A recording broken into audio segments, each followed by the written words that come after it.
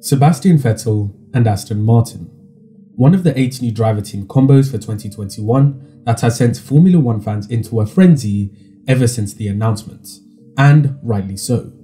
It's the match made in heaven, one of the most successful drivers of all time joining forces with an iconic brand making its return. But while the car is almost certainly set for success, its new pilot has been through a bit of a rough time in the last 12 months. Firstly, he was dumped by Ferrari well before the delayed season opener in Austria. Then, the breakup only proceeded to get uglier and uglier to the point where Sebastian himself questioned the goings-on behind the scenes.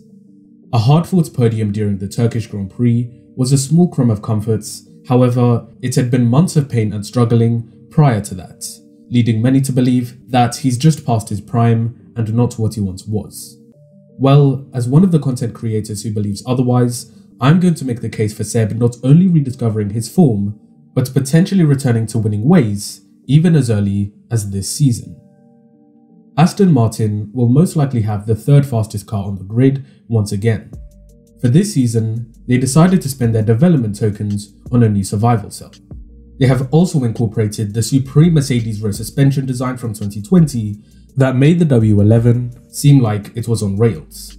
The current reigning world champion talked about how it enabled him to throw the car aggressively on corner entry, a characteristic Vettel enjoyed during his Red Bull days.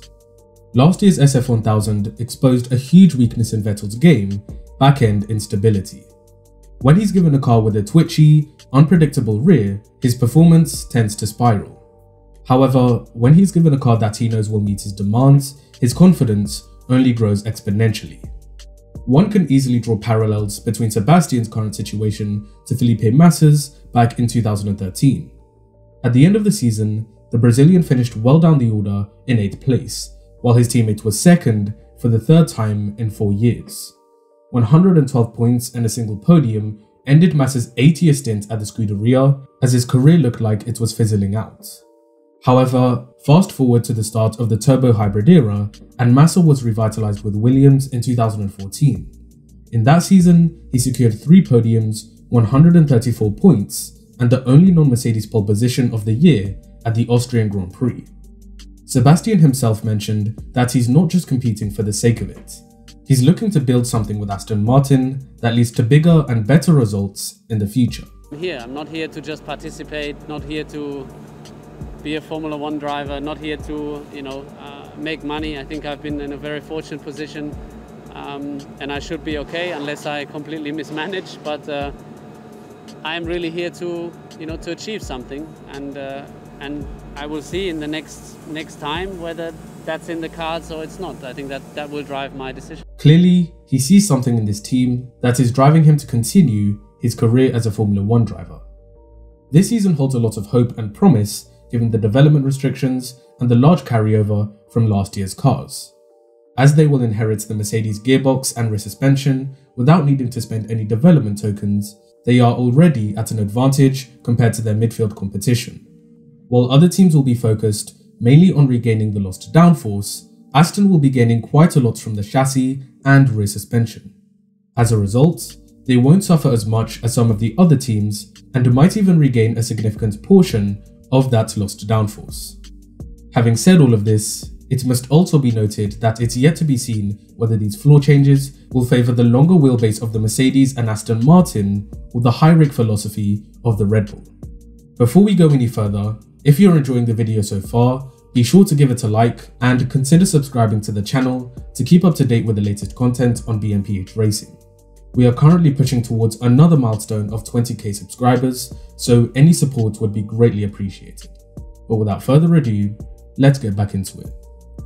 Despite the low rake versus high rake uncertainty, there's a lot more reason to be excited than there is to be concerned. Sebastian will feel a lot more confident in the AMR21 than he did in the SF1000. This will allow him to push the car to the edge of its limits and extract its full potential on a consistent basis.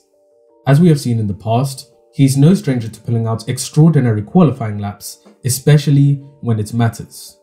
Take for example, the 2011 Belgian Grand Prix. The chaotic session consisted of crashes, rain delays, and unpredictable conditions.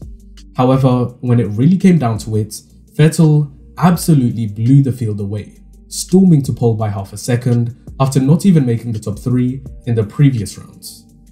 A more recent example of his qualifying prowess came at the Japanese Grand Prix in 2019. In a 4-way fight for pole, Vettel was able to get the better of his teammates and the 2 Mercedes to secure his 57th and final pole position to date.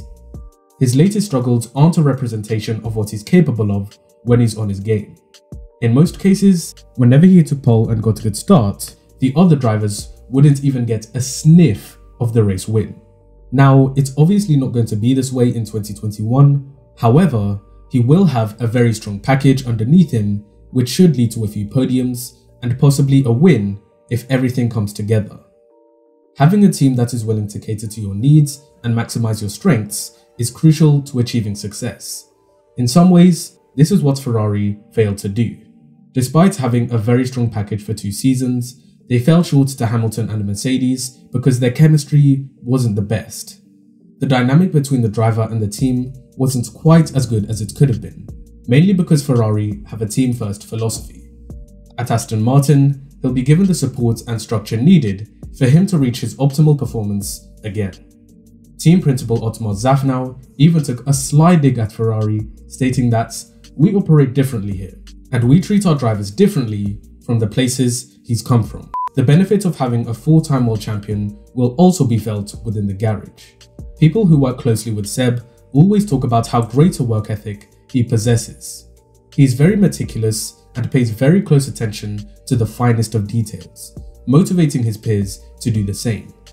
Such a positive influence will only take Aston Martin to new heights in the operation and push the team further up the pecking order.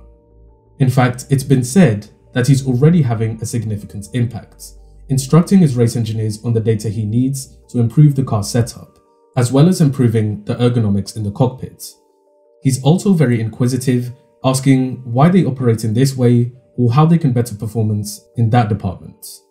Again, it's the small details that seem insignificant that make a huge difference when put together.